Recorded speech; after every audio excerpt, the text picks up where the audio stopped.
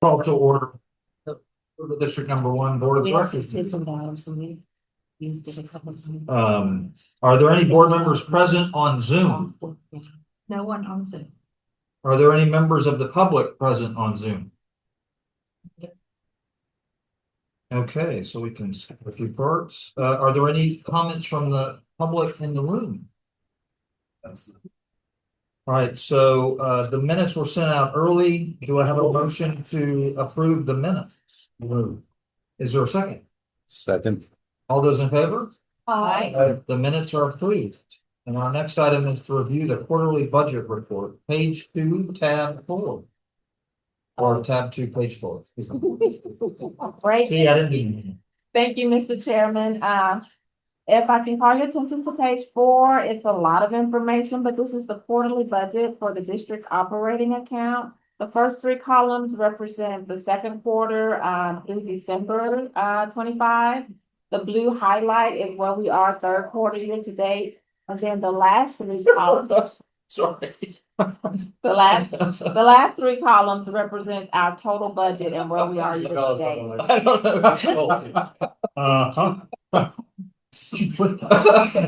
My apologies. I don't know where that's going. I would just like to highlight the first 2 line items, our current revenue. Oh, I'm sorry. Sorry.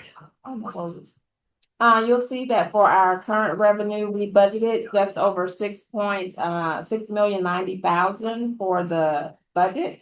We have received $300,000 actual, and that's roughly 4% over. I would also like to bring to your attention for the litigations and the settlements that we pay back.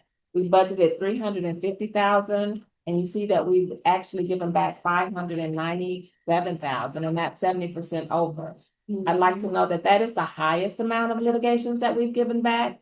The second highest was back in 2018, where we gave over $420,000 back. So this is breaking a new level. But if you look at the 2 together, they offset one another. And so we're over.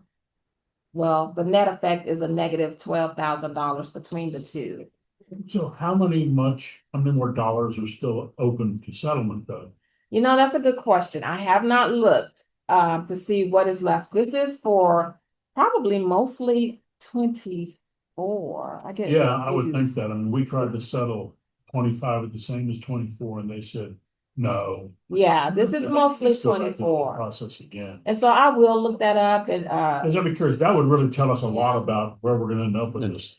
well, I will tell you the last time I sent something out to the staff, our 25 numbers, which are certified, also came in the highest. So we see just on average, we're $6 billion, right? The most that we've seen is 4 billion. This time in 25 that was litigated, it was 5 billion. So I think that that is going up as well, right? What happened to that other money? They forgot. They settled, they didn't pay. I know, right? The $1 billion that is not under litigation. So even that number has grown for 2025. And so we'll be looking at, a similar kind of dynamic It would next be year. helpful to know how much is still unsettled because. For 24. Forward, 24, give us a little better sense of where we're gonna end up. Yeah, Okay. Why don't we just go ahead and send it out? yeah. Send it out. Okay. So that's what we're looking at for this fiscal year for revenue. And then the bottom, all of those different line items are just where we are in expenditures. Some are a little over, some a little under. I'll call to your attention the $150,000 that we budgeted for force of nature kind of line item, which we have not spent yet. And then also our final budget projected of just over $140,000 revenues over expenditures. So between those and maybe coming over in some areas, we still expect overall to be within budget. Okay. But we'll keep you posted as we move through the remainder of this fiscal year. And I will say, thanks to Shannon, because we do budget conservatively. And so this was 6092 was a very conservative number. I think we went back to 0.3. Yeah, the overall valuation is roughly $6.3 billion to generate that 692. And what was certified was 6.7 billion, which we've received, but we know we'll give that back when things start to settle. So we still think we're going to have a small balance at the end of the year. The 150 and the force of nature we're basically past that point. We're past the hard freeze. We're past a hurricane. Now, we'll say this, the report's out that La Nina is going away, so that means Texas is most likely gonna be hit possibly next year, so. Next year. Thank you for sharing the good. Next year, you gotta plan ahead, so. So, How's the economy looking? We're up 5 billion in retail sales again for 4 years in a row, 4 or 5 years in a row, Bob. 4 years? Yeah. Before the pandemic, it was 3.7 billion. Correct. In our market area, the entire market. Well, Galleria How being the Galleria sales? big, And the Galleria sales, haven't really reviewed them recently. I think the luxury is kind of a little soft, but that's across the nation. And that usually is pretty indicator of what's happening with the rest of the property. A little soft. So you just said no, the third quarter operating numbers came out. They're pretty much flat this year and last year.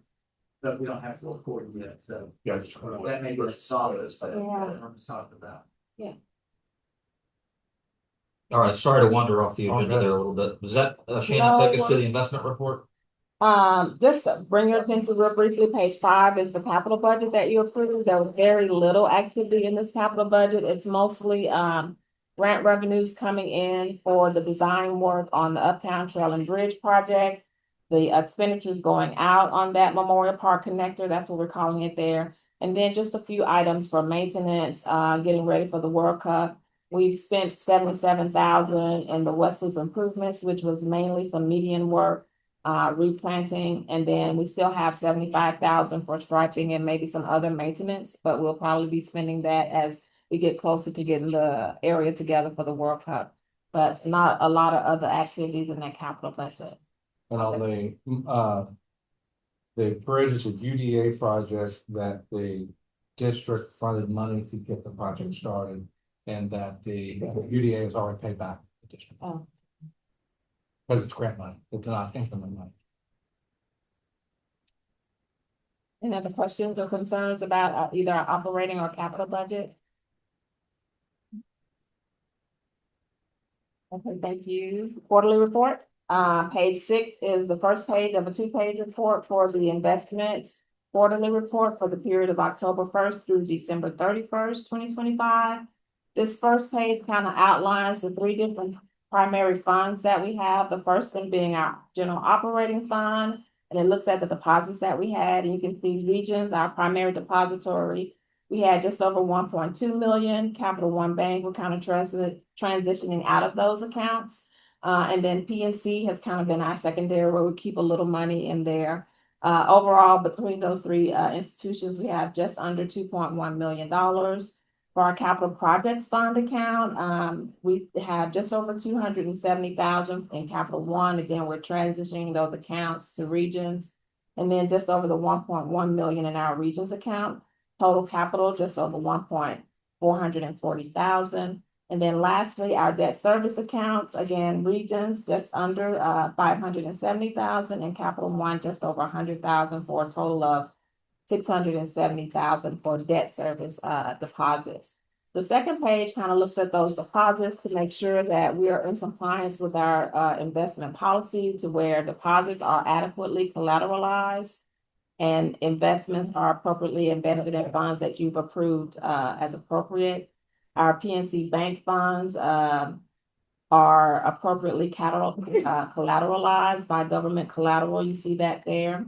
Our Capital One funds, again, are collateralized between FDIC and government agency funds. And then lastly, our Regions Bank funds, which is just over 3 million.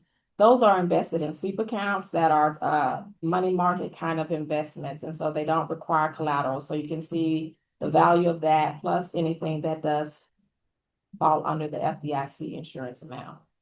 Then the last section that I'll just bring to your attention is the compliance training. Our investment policy requires that and the state law requires that the investment officer receives 10 hours of training every 2 years. And I would just note that the last was in April of 24, and so we're due for training this year, and we will be getting that scheduled in the next coming month. Are there questions or concerns regarding these quarterly reports? Thank you, Shannon. I guess that takes us to Stephen to tell us about the annual review of procedures for continuing disclosure compliance. Yes, Mr. Chairman, normally this was something we would do in December, but since we couldn't get a quorum in December, we're gonna catch up and do it now. Quickly, what we do to comply with our continuing disclosure obligations is there's really two things. We file this report with Emma, which is a database that's maintained by the SEC and the MSRB for issuers of municipal securities. Mostly it consists of our audited financial statements, but there's also some other selected financial information that we update every year on the recommendation of our disclosure counsel, which is Alan Boone Humphreys. And there's an example of it. Actually, what we filed in December, we're going to be talking about in the next agenda item, but it's in the pocket in the back of your book. If you're curious, the thing we file every year looks very similar to this. The other thing that we do is working with bond counsel and our financial advisor and Shannon, we monitor our financial condition and the condition of the tax base. And if any events occur during the year that we think would rise to the level of having to make a disclosure filing separate from this, we would be prepared to do that and take it to the board, of course. So that's pretty much our disclosure obligation and how we manage them. It's just really those two things. Do we need a We motion? need a motion evidencing our review of our requirements. It's actually required by SEC rule that we review this once a year. So may I request a motion evidencing the review of procedures for continuing disclosure compliance? Motion. Second. All those in favor? Aye. Okay, motion approved. Stephen, would you take us to the next item? All right, and now we're going to ratify the annual report that was prepared in December because we weren't able to have a meeting. We went ahead and filed it on your behalf. And you can see the report here. It's the big sheet of paper here that's labeled Emma at the top. Starts out with a listing of actually all the securities we've ever issued. There's a use of for things here that have been paid off and some things that still exist. And then there's Exhibit A to the filing, which is some selected financial information that's prepared every year. Based on the recommendations of the financial advisor and our bond counsel, and then the audited financial statements. And we went ahead and filed that on your behalf in December, and we're now asking you to ratify the preparation and filing of the report. So if there's no questions, may I request a motion to ratify the district's report and filing as just discussed? Motion. Is there a second? Second. All those in favor? Okay, motion carries. And that takes us to the next item, please, Steve. All right. Every year at this time, we reapprove our residence homestead exemption. And the district has traditionally granted $15,000 exemption for disabled and over 65 homeowners. And then an additional 20% for all homesteads. And we're just asking that the board renew that or those two homeowners exemptions by approving the resolution on page 8. If there's no further discussion, may I request a motion to approve the resolution? Is there a second? No. All those in favor? Aye. Okay, motion carries. And that takes us back to Stephen again for a resolution providing for additional penalty for tax collection costs. Yeah, the final yearly tax item is a resolution to levy an additional 20% penalty on any taxes that remain delinquent at the end of June. That 20% attaches to the delinquent taxes and it's used to collect them. So the board would approve the resolution on page 9, will be authorized to impose that additional penalty on delinquent taxes as of June 30th. And if there's no further discussion on that, may I request a motion to approve the resolution providing for additional penalty of tax collection costs? Motion. Is there a second? Second. All those in favor? Aye. All right, motion carries. That makes it the Michael Moore show. All right. They Uptown, we've got a lot of stuff to talk about. The technician of the thing. Uptown Park Memorial Park Trail and Bridge Project, it is a UDA project. It is 100% designed. It is over at the city is reviewing it. There will be changes to it for permitting, takes about 3 months. But man, who is all, name all the contractors we've got working on the project, please. So our construction manager at risk is Forney Construction Group. Our engineers consort engineering. We have SWA Group as our landscape architect, and then Goodman Corporation is our grant administrator. And we just added Rabba Kistner, construction inspection and materials. So we're going out to bid, in the next number of months, once we get permitting back. Yeah, and then so we have, currently we have $23 million in funding from grants from the FDA through TxDOT and also from Congressman Hunt. Earmark of $4 million, total of $23 million. The whole project's around 29 million, and we have 4.5% contingency, which should cut off $1 million or so.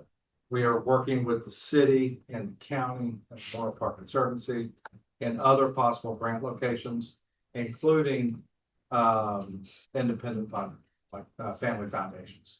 We have one person at Memorial Park has already approached to fill in this gap of $6 million. $6 million basically represents the trail. Once we go under 610 and get to the Arboretum, the trail on the east side that goes from basically when you come up from 610 on Bayou, next to the Arboretum to Woodway. And then we're redoing the intersections.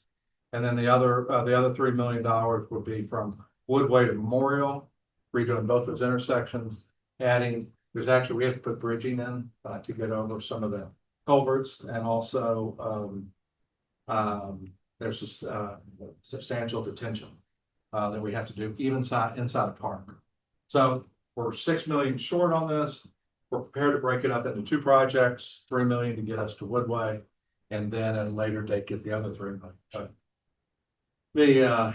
And before we get started, we'll have to have sign off from both Memorial Park Conservancy, the city of Houston, to move forward on this without that $3 million. But I feel confident we're going to get at least phase 1. You can break it up in 2 phases and finish it at a later date. We get grant funding. Later this summer, we're going to start later this summer. So we feel really good about this project. This right here, this is a canopy. So the bridge comes over the bayou. This is a canopy walk, but the scramble that gets you down, the trail actually goes farther out here. And this is the scramble you can go down. This canopy walk, you're actually in the trees. It's going to be a special place. This is actually all waterfront bayou.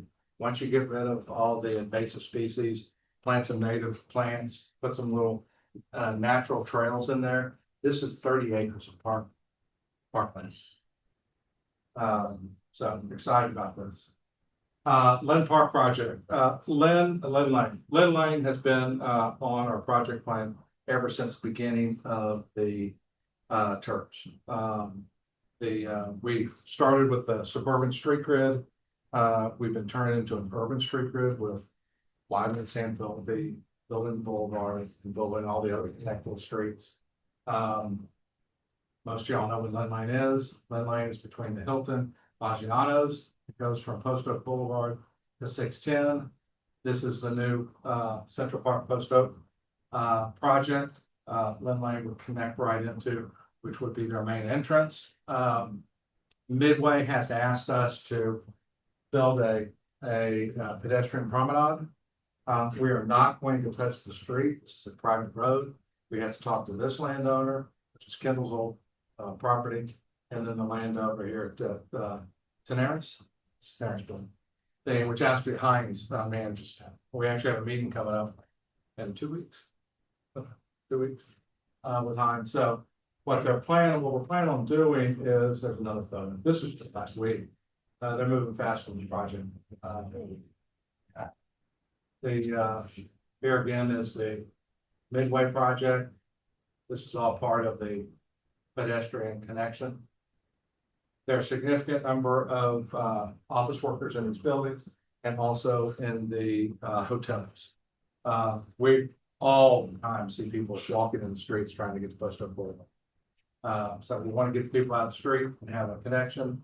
Midway has asked us to bury the power lines, put some kind of sidewalk in, all the way through.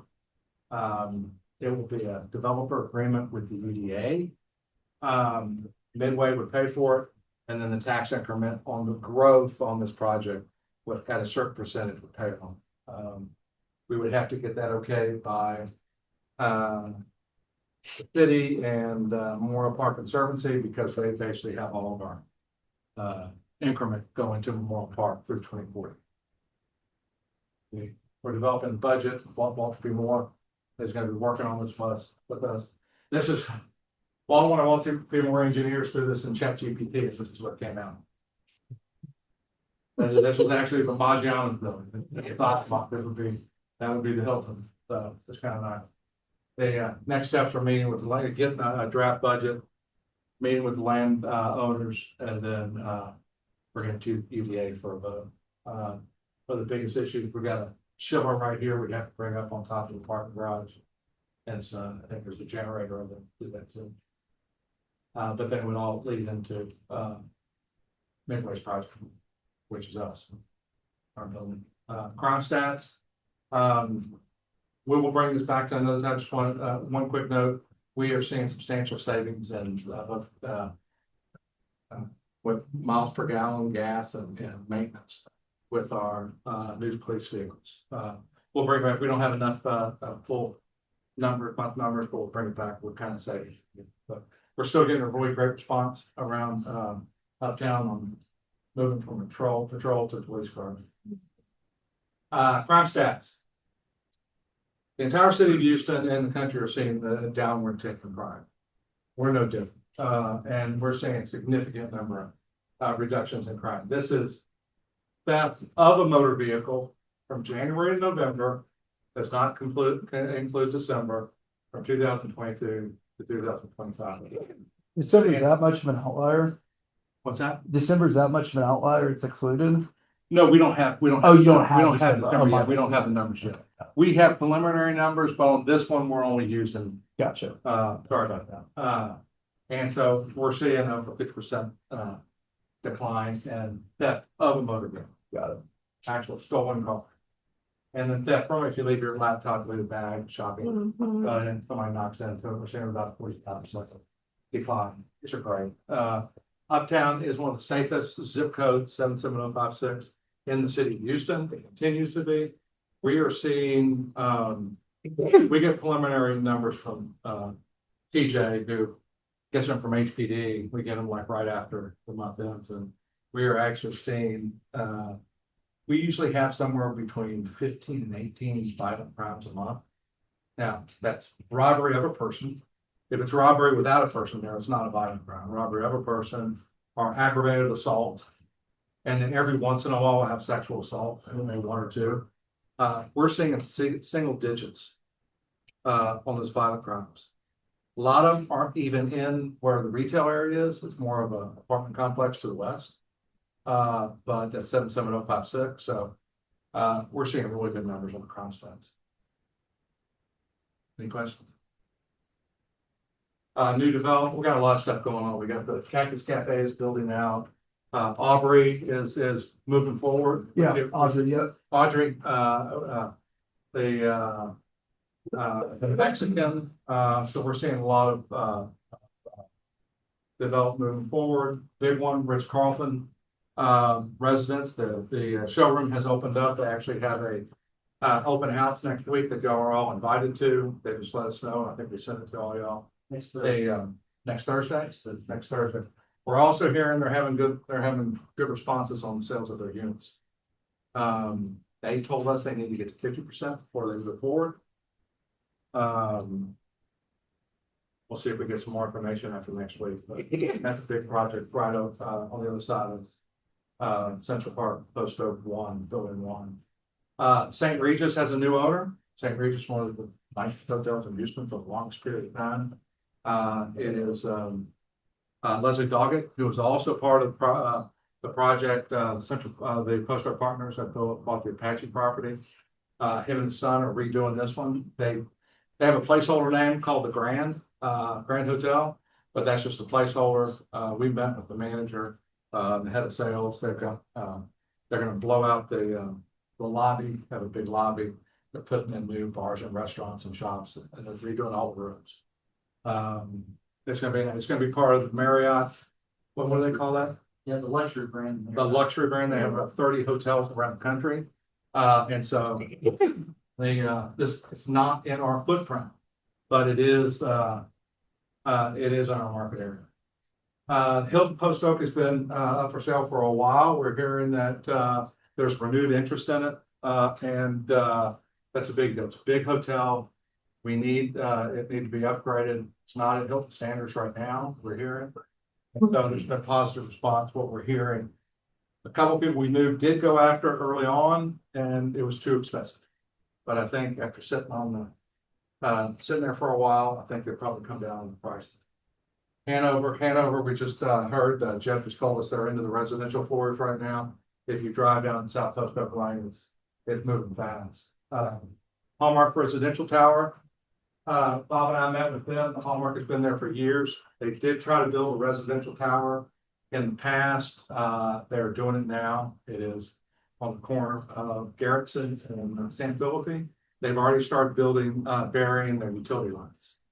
It's gonna be 22 floors, is that correct? Yes. That's a nice looking building. It's real nice. We gave them a little suggestions on how they can orient things, but I don't know if they're gonna listen. We told them to swap the land for the property next to you Yeah. and build there and sell the other part to landers. They kind of go, Oh. that's not bad. But they might be too far along. I mean, they could have more, they could do more things with the land. What are they doing with the old part of it? That's what they have. They're keeping it right now. Once they build this, then they'll go to another things. So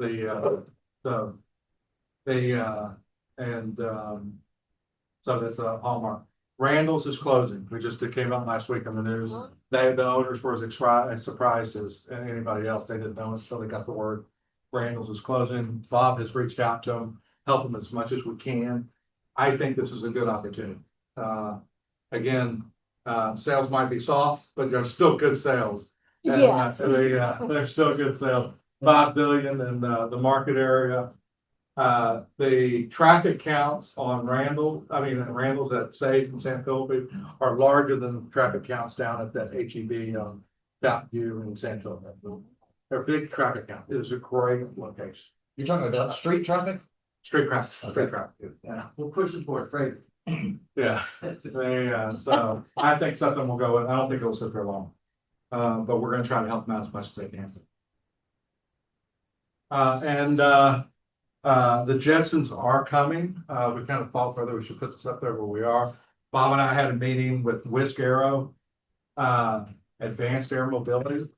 And it's Boeing has a couple big investments. This is one of their big investments. Whisk Aero. This is autonomous flight. Wow. You're seeing Waymo inside 610 that just started this past week. It's been in Austin for months and months and months. My kids see it. They want to get into the driverless car. We said, no, I don't know. At a later time, but this is coming. You're going to see at the LA Olympics, you're going to see piloted vertical takeoff and landing electric vehicles. China's big into it. China's probably going to develop it faster than we are, but you are going to see it here. Wow. Whisk is one of the leaders with a couple other. Like I said, Boeing has their stake in a number of these. But this is one, they've got MOUs with the city of Houston, the airport, Sugar Land, a number of locations.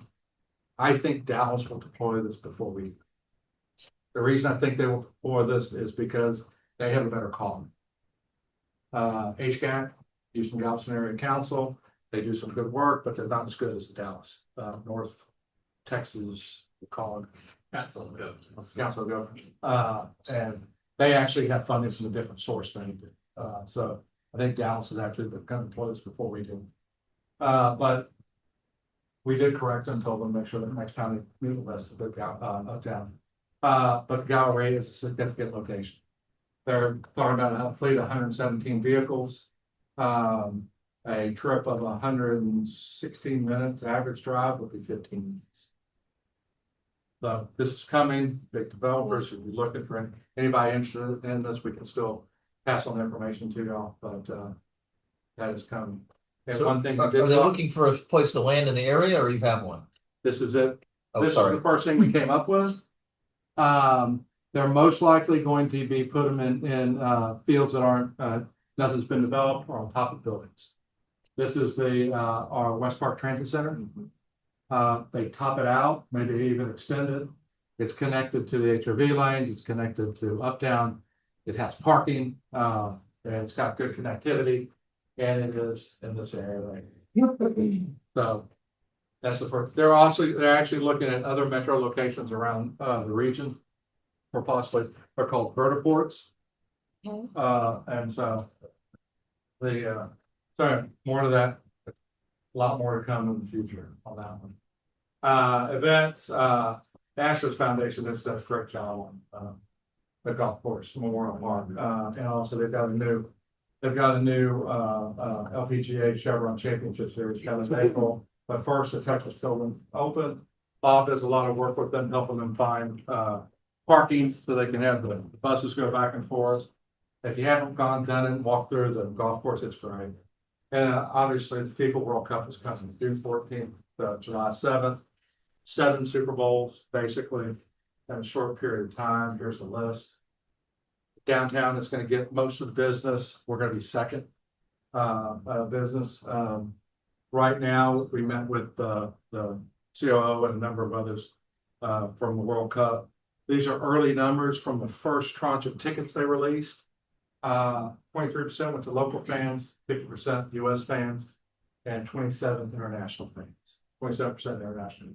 This tracks with old data they've had in the past. So this will probably stick somewhere around here. So roughly, we're going to have about 77% of the people coming to the games coming from outside the local area. And when is it again? June 14th to July what? It is June 14th to July. They actually had a game on the 4th of July. Yeah. These two are the biggest games because they're most likely going to be somebody like Germany and Portugal that draw people.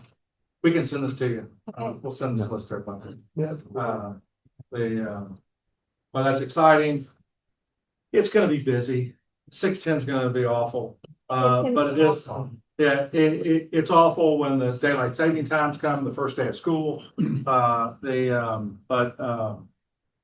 people might during one of these 2 days work from home instead of going out. Most of the games are during the day. Yeah. Either 11, 12, or 1 o'clock kickoff, match play, whatever they call it. So, and then the Miffy Trail Ride is back. Anybody that saw it last year, the Mission Vaqueros Trail Ride. This was on the front page. This photo was on the front page of the Houston Chronicle. Bob and the Houston Chronicle reporter had it all set up to make it.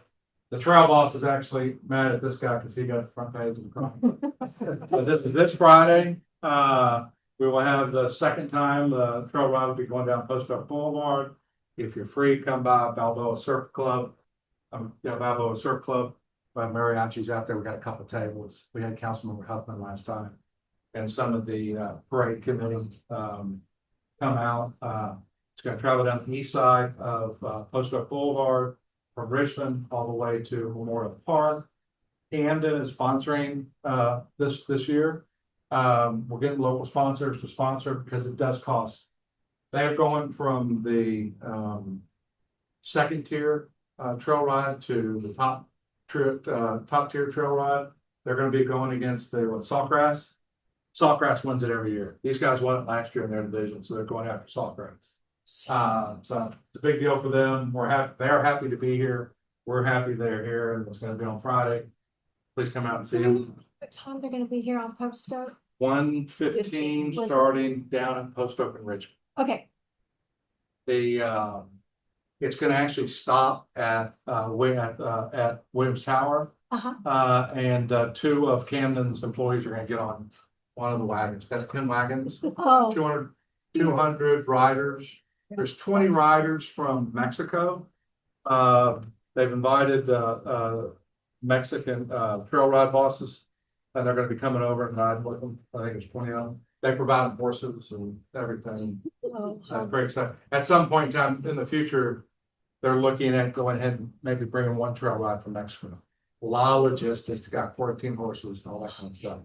The other thing is next, they're coming from Goliad, all the way from Goliad. The original ride was from San Antonio, got cut short a number of years ago. They're trying to go back to San Antonio next year. But they do a good job. Here's the route. Please come out, tell all your friends. Any questions? Fun. Anything y'all want to see, if you send me a note or tell me now, anything y'all see that we're not showing or anything, if you want updates on any of the budget, stuff, we work hard on it, Shannon worked hard on it. Every time, from Dwayne, JC, Clark on our, beautification and maintenance budgets.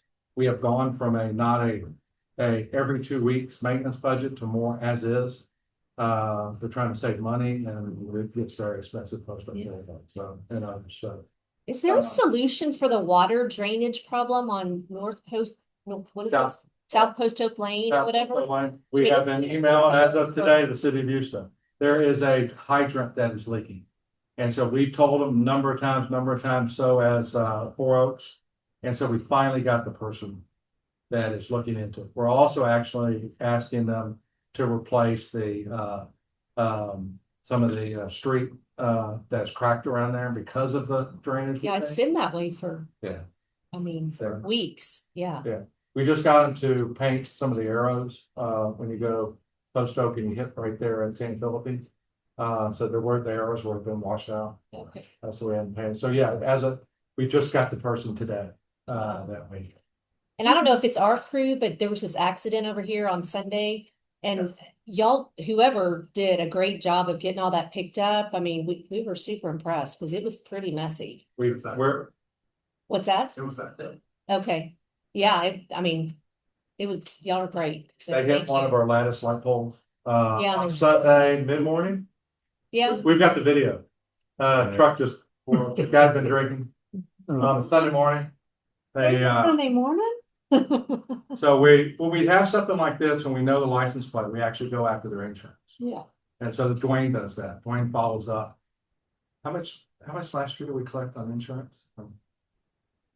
Somewhere around, it was either 150 or 250 a person, something like It's that. about, yeah, it's about 150, not so much super about. Yeah.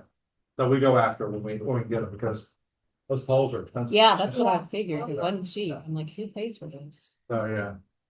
But We good saw job. Thank photos you. of that on Sunday that DJ was sending them around. Yeah. So we'll keep you updated on that fire hydrant. Yeah, We get- thank you. Because they actually need to go in and cut out some of the roadway and replace it. It's cracked so much and It's bad. then it's been undermined. Are we gonna have traffic control during FIFA to kind of keep things going? I mean, I know if 610 is blocked, there's not a whole lot you can do, but I'm sure I'll start getting a lot of requests. Our Heinz is also worried about it also. I think we might get it. Okay. They are traffic control officers aren't HPD. They're HISD, they're other deals and HPD, we're worried about HPD, but we're hearing that we might just lose them on the day of the game. But probably not because NRG already has a significant number of officers that they use. And it's day game, so even if they do the morning shift at the game, we still get the afternoon. So we might lose a couple shifts. But we're gonna work hard to make sure we have this traffic control. If you don't have traffic control on Alabama or West Town, it gets awful. Yeah, absolutely, yeah, no. And we do have them coming from like, emptying out the garages. But if there's nowhere for them to go, then they're kind of just they're stuck, stuck. yeah.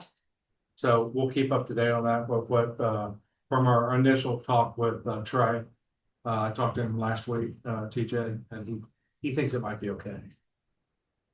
He's our captain, that helps coordinate us. And so they come on in, Dot. Dot's on the UDA board if you don't know her, Dot Cunningham. It's about it, but I think we're gonna be okay. Yes, there's gonna be crowds. Yeah, there are gonna be a lot of people who go to the restaurants after the game. Sure. But it's 70,000 people can go in the stadium. They do have people that come here and just want to be in the same city as the game is happening.